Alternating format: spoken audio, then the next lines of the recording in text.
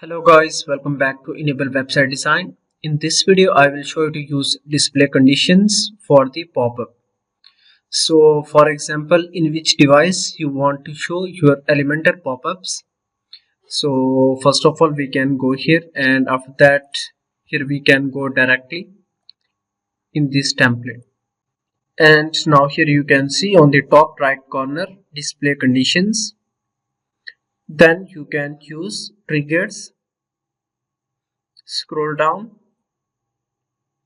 and after that go to advanced rules, scroll down, and here you can see this one, show on devices. You can enable this option, and after that if you want to hide this pop-up for mobile devices and iPad devices, then you can remove that, and after that click on save and close.